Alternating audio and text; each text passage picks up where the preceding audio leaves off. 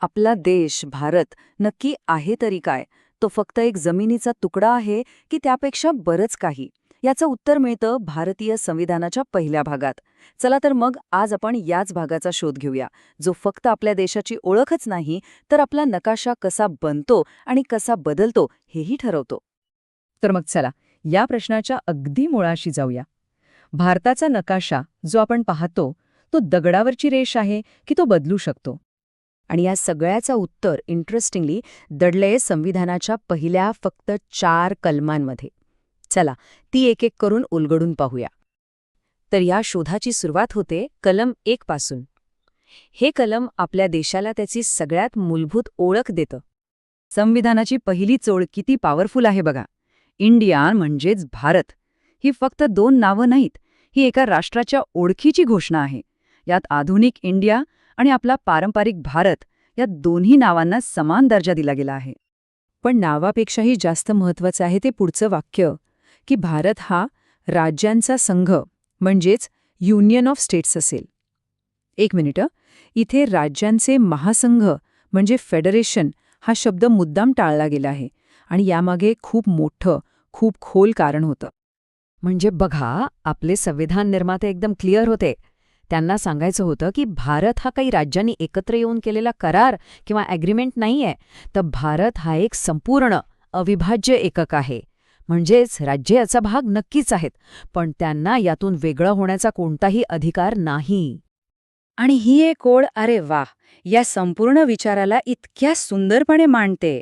भारत विनाशी राज्यांचा एक अविनाशी संघ आहे. याचा अर्थ काय? खूप सोपा आहे. राज्यांच्या सीमा बदलू शकतात, त्यांची नावं बदली जाऊ शकतात, अगदी नवीन राज्यही बनवली जाऊ शकतात. पण एक राष्ट्र म्हणून, एक देश म्हणून भारत कधीही तुटू शकत नाही. तो अविनाशी आहे. ठीक आहे, भारत आतून तुटू शकत नाही हे तर पक्क झालं. पण तो बाहेरून वाढू शकतो का? म्हणजे नवीन प्रदेश त्यात सामील होऊ शकतो का? बरोबर? याच प्रश्नाचं उत्तर देतं कलम 2. हे कलम संसदेला भारताच्या सीमा वाढवण्याचा अधिकार देतं.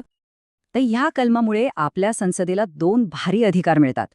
एक म्हणजे आधीपासून अस्तित्वात असलेला एखादा भाग भारतात सामील करून घेणं, आणि दुसरं म्हणजे अगदी स्क्रॅचपासून एक नवीन राज्य स्थापन करणं.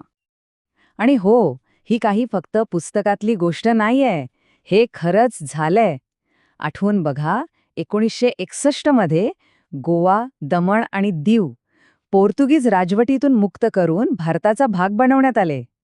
किंवा मग 1975 मध्ये सिक्कीम, तिथल्या लोकांनी ठरवलं आणि ते भारताचं एक पूर्ण राज्य बनलं.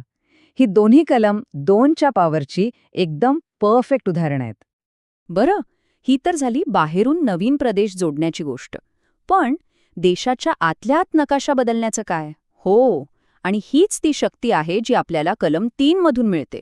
आणि खरं सांगायचं तर हे कलम आपल्या संसदेला देशाच्या अंतर्गत सीमा बदलायची एक प्रचंड अविश्वसनीय शक्ती देतं. तर संसद नक्की काय काय करू शकते? जरा विचार करा. संसद एक नवीन राज्य बनवू शकते. कोणत्याही राज्याचं क्षेत्रफळ कमी जास्त करू शकते. त्याच्या सीमा बदलू शकते. इतकंच नाही तर त्या राज्याचं नावसुद्धा बदलू शकते. म्हणजे अक्षरशः नकाशा पुन्हा रेखाटू शकते. पण हे सगळं होतं कसं? तर बघा, याची एक प्रोसेस आहे. सगळ्यात आधी संसदेत एक बिल मांडलं जातं. मग देशाचे राष्ट्रपती ते बिल संबंधित राज्यांकडे पाठवतात, त्यांचं मत काय आहे हे जाणून घेण्यासाठी. पण इथेच तर आहे खरा ट्विस्ट. राज्याने दिलेलं मत ते फक्त एक सल्ला असतो, सल्ला. तो स्वीकारायचा की नाही हे पूर्णपणे केंद्र सरकार आणि संसदेवर अवलंबून असतं. म्हणजे राज्याचा कितीही विरोध असो, फायनल कॉल हा संसदेचाच असतो. आणि या सगळ्या प्रक्रियेला अजून सोपं बनवतं ते म्हणजे कलम 4.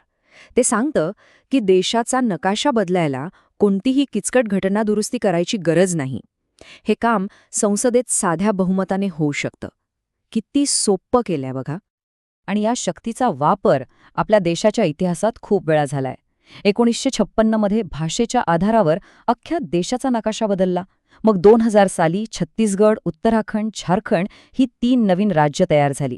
2014 मध्ये तेलंगणा आणि अगदी अलीकडे 2019 मध्ये जम्मू आणि काश्मीरची पुनर्रचना. ही उदाहरणं आपल्याला सांगतात की भारताचा नकाशा हा सतत बदलत आला आहे. तर मग या सगळ्याचा अर्थ काय?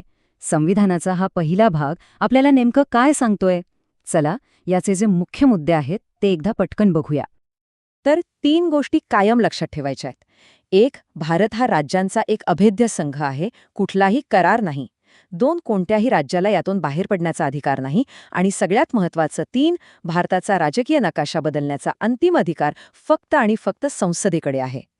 आणि खरं तर ही जी लवचिकता आहे ना, तीच आपल्या लोकशाहीची एक खूप मोठी ताकद ठरली आहे.